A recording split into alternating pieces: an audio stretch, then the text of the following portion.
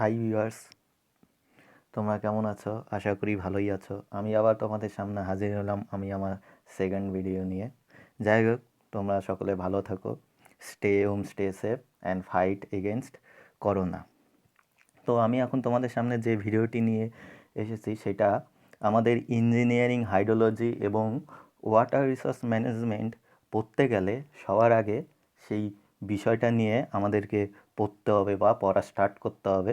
সেটা হচ্ছে hydrological cycle and precipitation, অর্থাৎ জলচক্র এবং অধঃক্ষেপণ, যেটা আমরা অনেকেই ছোটোবেলায় পড়ে এসেছি ক্লাস 7, 8 এবং ক্লাস মাধ্যমিকে এবং জিওগ্রাফিতে, ভূগোলে। যদি আমাদের সেই জিওগ্রাফি একটু মনে থাকে তাহলে এই চ্যাপ্টারটা খুবই সোজা মনে হবে এবং খুবই ইজি আছে এবং খুব ছোট্ট বিষয়।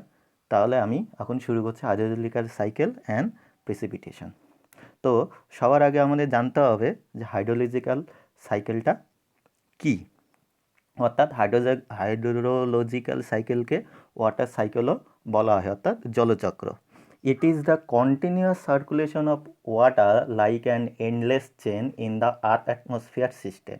অর্থাৎ এটা একটা কন্টিনিউয়াস চক্রাকার পদ্ধতি, যেটা আমাদের এই আর্থ অ্যাটমসফিয়ার সিস্টেমে, অর্থাৎ পৃথিবী এবং আমাদের এই অ্যাটমসফিয়ারে, পরিবেশে জলের যে একটা চক্রাকার আবর্তন বা জলে যে চক্রাকার আবর্তিত হচ্ছে আমাদের ভূপৃষ্ঠ থেকে, সেটা বাষ্পীভবন হয়ে উপরে যাচ্ছে, তারপরে সেটা মেঘ সৃষ্টি করে বৃষ্টির মাধ্যমে আবার আমাদের সেই বিভিন্ন জলাধারে যে রিটার্ন চলে আসছে, এবং সেই প্রসেসটা কন্টিনিউয়াস, অত অনবরত ধরে চলছে, এবং সেটাই হচ্ছে আমাদের হাইড্রোলজিক্যাল বা ওয়াটার সাইকেল।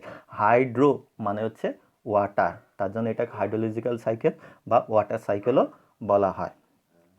এবার হাইড্রোলজিক্যাল সাইকেলের যে মেন কম্পোনেন্ট, এই যে হাইড্রোলজিক্যাল সাইকেলটা যে কমপ্লিট হচ্ছে বা ওয়াটার সাইকেলটা যে কমপ্লিট হচ্ছে, তার কিছু মেন কম্পোনেন্ট আছে বা পার্ট আছে। সেটা হচ্ছে, ফার্স্ট কম্পোনেন্ট হচ্ছে প্রেসিপিটেশন, যেটাকে বাংলায় বলে অধঃক্ষেপণ। সেকেন্ড ওয়ান ইজ এভাপোরেশন, অর্থাৎ বাষ্পীভবন।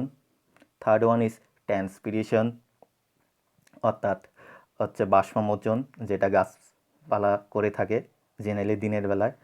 নেক্সট ওয়ান ইনফিল্ট্রেশন, অর্থাৎ জল যেটা মাটির ভিতরে ইনফ্লেট হয়ে যায়, অর্থাৎ পার্কুলেশন যেটা হয়, দ্যাট ইজ ইনফিল্ট্রেশন। আর একটা হচ্ছে রান অফ। নেক্সট হচ্ছে কনডেনসেশন, যেটা মেঘ অর্থাৎ ক্লাউড সৃষ্টির ক্ষেত্রে গুরুত্বপূর্ণ ভূমিকা পালন করে, অর্থাৎ ঘনীভবন বা ঘনীভূত হওয়া। নেক্সট ওয়ান হচ্ছে ground water inflow, and last one is surface storage like ponds, lake, river. Okay, তো আমি এখন এই এতগুলো যে কম্পোনেন্ট আছে হাইড্রোলজিক্যাল সাইকেলে, তার যে মেন কম্পোনেন্ট যেটা প্রেসিপিটেশন, সেটা নিয়ে আমি এখন এখানে আলোচনা করব। তো এই আমার প্রেসিপিটেশন সম্বন্ধে আলোচনা করার আগে, এই যে আমি যে ওয়াটার সাইকেল বা হাইড্রোলজিক্যাল সাইকেল সম্বন্ধে বললাম এবং তার যে কম্পোনেন্টগুলো বললাম, সেটাকে আমি এখানে একটি সুন্দর ডায়াগ্রামের মাধ্যমে আমি বোঝাতে যাচ্ছি। তো প্রথমেই আমি যেটা আছি, খুব ইজি হাইড্রোলজিক্যাল সাইকেল। আমি এখানে যেটা হচ্ছে ওশেন বা আমার এখানে লেক বা স্টিম, রিভার যেটাই থাকুক না কেন, এর যে জলগুলো আছে সেটা আমার কি হচ্ছে, দিনের বেলাতে সোলার এনার্জি অর্থাৎ সানলাইটের ইয়েতে এইগুলো কি হচ্ছে, গরম হচ্ছে। গরমে কী তৈরি হচ্ছে, বাষ্প যেটাকে বলে স্ট্রিম, এবং সেটা স্ট্রিম হয়ে সেটা আমার উপরে উঠে যাচ্ছে, হালকা হচ্ছে এবং সেটা আমার উপরে উঠে যাচ্ছে, যেটাকে বলা হচ্ছে এভাপোরেশন, অর্থাৎ আমরা যেটাকে বলি বাষ্পীভবন। সেই এভাপোরেশন হচ্ছে, অ্যাজ ওয়েল অ্যাজ এই যে আমার যে গাছ আছে, গাছের দিনের বেলায় গাছের থেকেও আমাদের বাষ্পীভবন বা ইভাপোরেশন হয়, এবং গাছ তার যে সালোক সংশ্লেষের জন্য, তার খাবার তৈরি করার জন্য মূলোরম দ্বারা যে জল শোষণ করে, তার পুরোটা তার সালোক সংশ্লেষে লাগে না। তার যে এক্সেস অ্যামাউন্ট অফ ওয়াটার, অর্থাৎ অতিরিক্ত জল, সেটা গাছ তার পত্ররন্ধ্রের মাধ্যমে আমাদের পরিবেশে বের করে যায়, যেটাকে বলা হয় ট্রান্সপিরেশন, অর্থাৎ বাষ্পমোচন। তো এই দিনের বেলা গাছের এভাপোরেশন আর ট্রান্সপিরেশন একসাথে হয় দেখে এইটাকে বলা হয় ইভাপো ট্রান্সপিরেশন। তো গাছের থেকে এভাপো ট্রান্সপিরেশন হয়েও আমাদের জলীয় বাষ্প উপরে উঠে যাচ্ছে। তারপরে সেই জলীয় বাষ্প আমার ঘনীভূত হয়ে, অর্থাৎ কনডেনসেশন, ঘনীভূত হয়ে ঠান্ডা হয়ে সেখান থেকে আমার কি হচ্ছে, জলকণায় পরিণত হচ্ছে, অর্থাৎ ওয়াটার ড্রপলেটে পরিণত হয়। Condensation is the process of converting the water vapour অর্থাৎ গ্যাস টু ওয়াটার মলিকুল বা এবার যখন ওয়াটার মলিকুল সেটা তৈরি হয় এবং সেটা কি হয়, এক একটা ওয়াটার মলিকুলের সাথে আর একটা ওয়াটার মলিকুল সংস্পর্শে এসে তখন সেটা বড় বড় ওয়াটার ড্রপলেটের সৃষ্টি করে এবং তখন কি হয়, সেই ওয়াটার ড্রপলেটগুলো আর বায়ুতে ভেসে থাকতে পারে না ডিউ টু সেলফ ওয়েট, অর্থাৎ গ্র্যাভিটির জন্য নিজের ইয়েতে সে নিচের দিকে ভূপৃষ্ঠে আবার সে পতিত হয়, যেটাকে বলা হয় প্রেসিপিটেশন অর্থাৎ অধঃক্ষেপণ হচ্ছে। এবার এই প্রেসিপিটেশন হয়ে যাওয়ার পরে যখন এই প্রেসিপিটেশনগুলো সারফেস আমাদের ভূপৃষ্ঠে পতিত হচ্ছে, সেই প্রেসিপিটেশনের কিছু অংশ কী হচ্ছে, আমাদের মাটির ভিতরে ইনফিল্ট্রেশন হয়ে যাচ্ছে, অর্থাৎ মাটির নিচে ঢুকে সেটা পার্কুলেশন হচ্ছে, অর্থাৎ গ্রাউন্ড ওয়াটার রিজার্ভার যেটা আছে, অর্থাৎ গ্রাউন্ড ওয়াটার অর্থাৎ মাটির ভিতরে যে ওয়াটারের স্টোরেজ আছে সেখানে গিয়ে মিলিত হয়। আর কিছু অ্যামাউন্ট অফ ওয়াটার গ্রাউন্ডের ভিতরে আমার কি হয়, অ্যাকর্ডিং টু স্লোপ বরাবর সেটা আবার পার্শ্ববর্তী নদী যেটা রিভার বা লেকে গিয়ে মিলিত হয়। আর কিছু অ্যামাউন্ট অফ ওয়াটার আছে যেটা ইনফিল্ট্রেশন হতে পারে না, সেটা ভূপৃষ্ঠের উপরে সারফেসের উপর দিয়ে সারফেস রান অফ হয়, সেটাও আবার তার মানে ভূমির স্লোপ অনুযায়ী বা ঢাল অনুযায়ী সেটাও আবার পার্শ্ববর্তী নদীতে গিয়ে মিলিত হয়। তো এই হচ্ছে টোটাল আমাদের হাইড্রোলজিক্যাল সাইকেল বা ওয়াটার সাইকেলের প্রসেস। এরকম করেই এই প্রসেসটা আমাদের এই পৃথিবীতে অনবরত চলছে এবং আমাদের যে ওয়াটার আছে সেই ওয়াটারের ভারসাম্য আমাদের পরিবেশে বজায় আছে।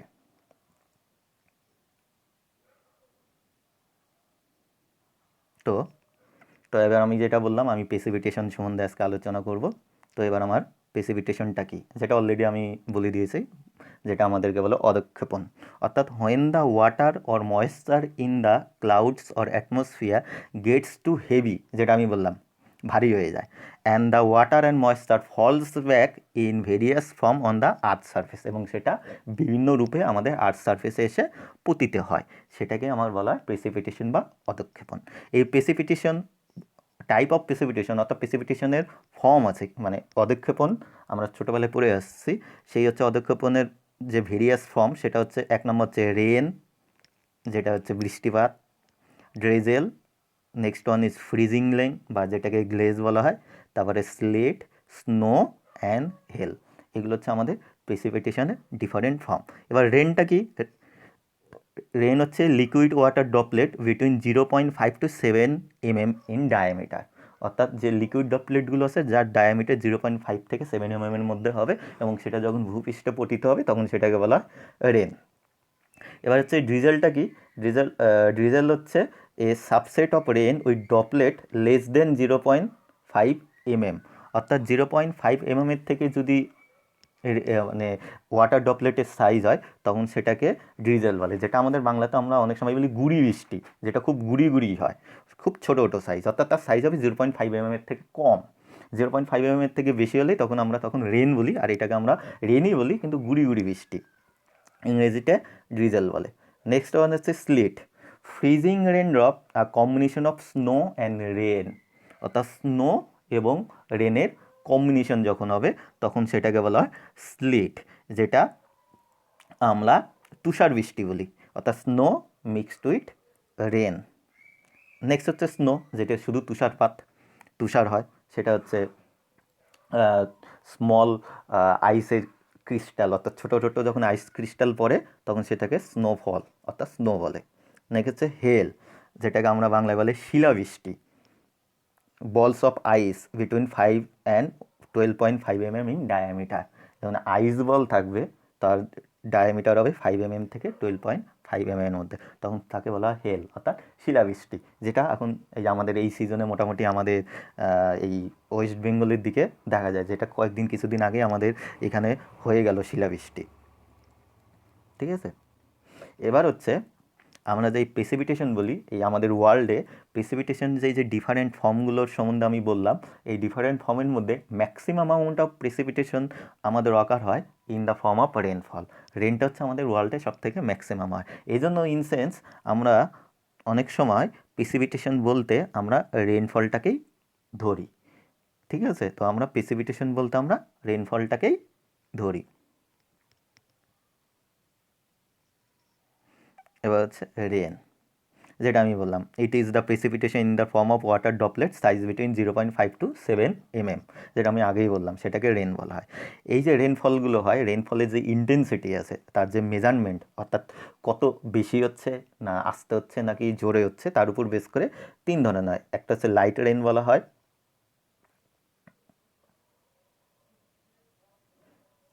লাইট রেন, মডারেট রেন বা medium rain, and last worse is heavy rain, যেটা আমরা অনেক সময় বলি আস্তে বৃষ্টি, মাঝারি বৃষ্টি, জোরে বৃষ্টি। এবার লাইট রেন কখন হয়? যখন এই ইন্টেন্সিটি 2.5 mm পার আওয়ার, অর্থাৎ 2.5 mm সেই রেনফলের ডেপথ হবে 1 ঘন্টাতে, তখন সেটাকে বলা হয় লাইট রেন। মডারেট রেন হচ্ছে যখন তার ইন্টেন্সিটি 2.5 mm পার আওয়ার থেকে 7.5 mm পার আওয়ারে হবে, তখন সেটাকে বলা হয় মডারেট রেন। আর heavy rain obviously above 7.5 mm per hour.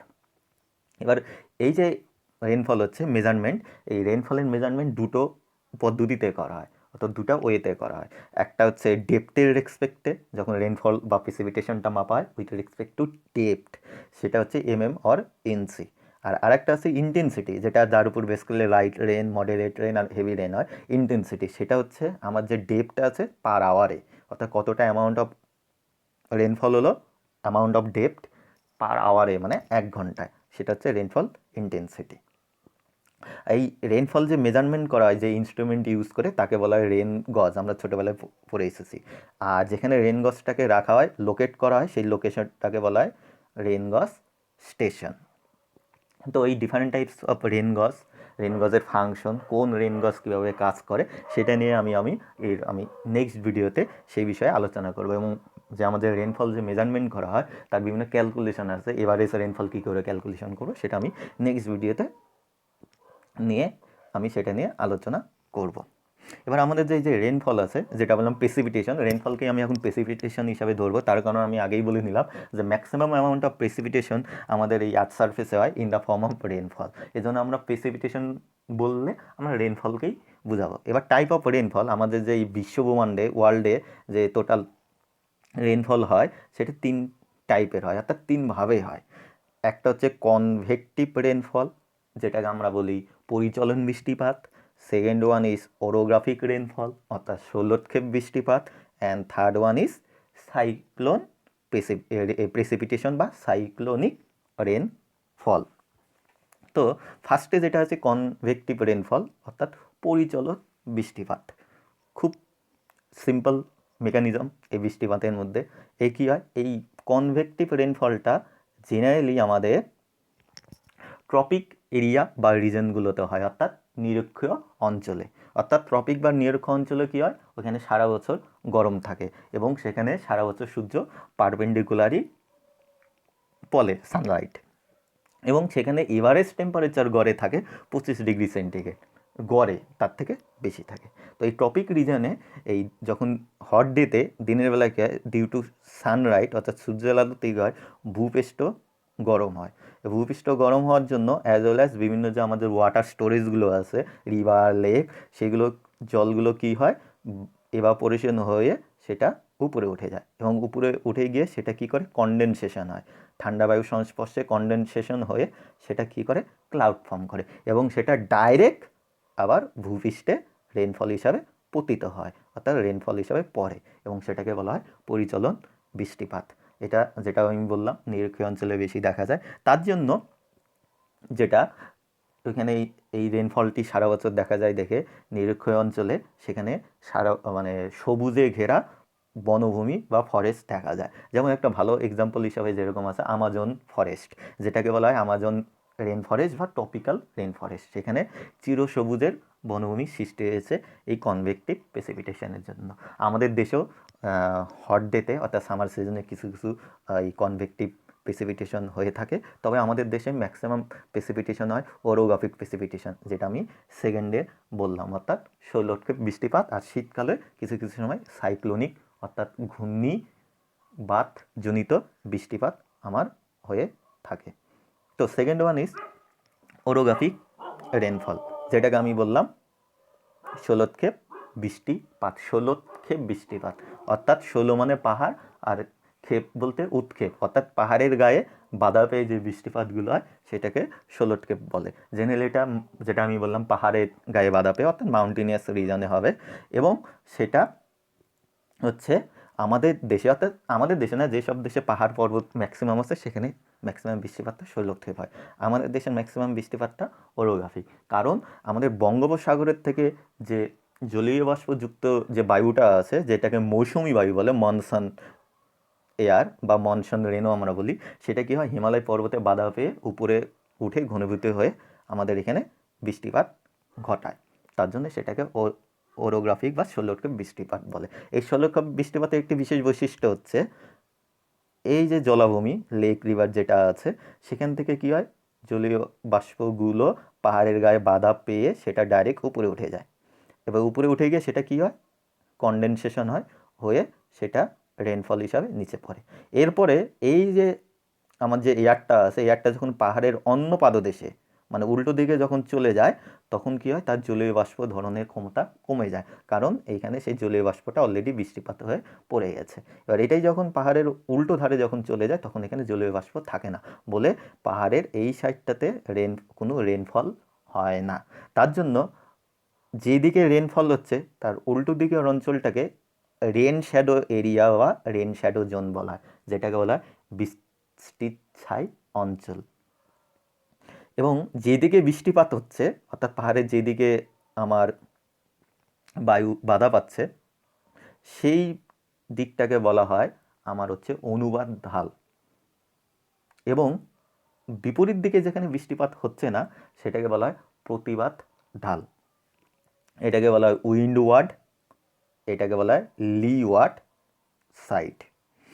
আমাদের দেশের একটা ভালো এক্সাম্পল হচ্ছে, আমরা জানি আমাদের ভারতবর্ষের মধ্যে সবথেকে বেশি বৃষ্টিপাত হয় মেঘালয় রাজ্যের মৌসিনরামের কাছে অবস্থিত চেরাপুঞ্জিতে, এবং সেখানে কি হয় ওই হিমালয়তে বাধা পেয়ে সেখানে বৃষ্টিপাত ঘটায়। এবং তার থেকে কিছু দূরে অপোজিটে অবস্থিত অর্থাৎ সেটার প্রতিবাদ ঢালে অবস্থিত শিলং এ কোনো বৃষ্টিপাত তেমন হয় না, অর্থাৎ খুব কম বৃষ্টিপাত হয়। এই জন্য শিলং হচ্ছে বৃষ্টি ছাই অঞ্চলের মধ্যে পড়ে, অর্থাৎ রেন শ্যাডো এরিয়ার মধ্যে সেটাকে ধরা হয়। এবার হচ্ছে সাইক্লোনিক রেনফল, ঘূর্ণিজনিত বৃষ্টিপাত। এটা যখন বেশি পরিমাণে হয় তখন আমরা ঘূর্ণিঝড় বলি। এবং এটা কিসের জন্য হয়? It is caused by cyclonic activity and occurs along the front of the cyclone. তো আমার ফ্রন্ট অফ দ্য সাইক্লোন, তো সাইক্লোনটা কি আর সাইক্লোনের ফ্রন্ট বলতে আমাকে কি বোঝাচ্ছে সেটা আমাকে জানতে হবে। It is formed when two air masses of different temperature and density meet, অর্থাৎ দুই ধরনের যখন এয়ার মাস ডিফারেন্ট টেম্পারেচার অর্থাৎ বিভিন্ন তাপ, একটা গরম একটা ঠান্ডা, এবং ডিফারেন্ট ডেন্সিটি। অবশ্যই আমরা জানি এয়ার যখন গরম হয় তখন হালকা হয়ে যায়, তার ডেন্সিটি কমে যায়। এয়ার যখন ঠান্ডা হয় তখন তার ডেন্সিটি বেড়ে যায়। এইখানে আমি একটা ডায়াগ্রামে বোঝাতে চাচ্ছি, এখানে হচ্ছে কোল্ড এয়ার, এবার ওয়ার্ম এয়ারটা যখন এই দুটো পাশে মিলিত হয়, এই যে জাংশন পয়েন্টটা ওয়ার্ম আর হচ্ছে কোল্ড এয়ারের মাঝে, এটাকে বলা হয় ফ্রন্ট, ঠিক আছে? এবং এই পোর্শনটাকে বলা হয় সাইক্লোন। এবং কি হয় এই জন্য কি হয়, এই যে গরম এয়ারটা আছে ঠান্ডা বায়ুর সংস্পর্শে এসে এটা কি হয় with helical form like a spring, helical ফর্মে এটা উপরে উঠে যায়, উপরে উঠে গিয়ে সেইটা ক্লাউড ফর্ম করে সেটা আবার কি হয় ভূপৃষ্ঠে নেমে আসে। এই জন্য এটাকে বলা হয় সাইক্লোনিক রেনফল। এই সাইক্লোনিক ফল দুই ধরনের হয়, একটা হচ্ছে নন ফ্রন্টাল, একটা হচ্ছে ফ্রন্টাল। নন ফ্রন্টাল হচ্ছে সিম্পল, যখন চারিপাশের গরম বায়ু যখন উপরে উঠে যায় তখন চারিপাশের থেকে কী করা হয় ঠান্ডা বায়ু এসে চলে যায়। অর্থাৎ যখন ভূপৃষ্ঠে একটা নিম্নচাপ অর্থাৎ লো প্রেশারে ক্রিয়েট হয়, তখন কি হয় হাই প্রেশার এরিয়ার থেকে এয়ারগুলো এসে লো প্রেশারে জায়গা দখল করে এবং সেখান থেকে কি হয়, সাইক্লিক ফর্মে উপরে উঠে গিয়ে বৃষ্টিপাত ঘটায়, তখন সেটা বলে নন ফ্রন্টাল। আর যখন ঠান্ডা আর গরম বায়ু জাংশন এর সৃষ্টি হয়, যে লেয়ার তৈরি হয়, তখন সেটাকে বলে frontal cyclic rainfall, that is front. Okay, তো আমাদের ভারতবর্ষে শীতকালে যে বৃষ্টিপাতটা হয়, যেটা আমি প্রথমেই বললাম ডিউরিং উইন্টার সিজন, পাঞ্জাব হরিয়ানাতে মাঝে মাঝে বৃষ্টিপাত হয়, সেটা হচ্ছে এই আমার সাইক্লোনিক প্রেসিপিটেশন টাইপের। Thank you. আমি আবার নেক্সট ভিডিওতে আবার চলে আসবো প্রেসিপিটেশন নিয়েই, সেখানে প্রেসিপিটেশন কী করে মেজারমেন্ট করা হয়, অর্থাৎ রেন গজ ইউজ করে তার type, different types of rain gauge, তাদের ফাংশন, এবং অ্যাজ ওয়েল অ্যাজ মেজারমেন্ট অর্থাৎ calculation of precipitation, average rainfall কী করে, অর্থাৎ এভারেজ প্রেসিপিটেশন কী করে ক্যালকুলেশন করা হয়, সেটা নিয়ে ডিসকাস করব। Thank you.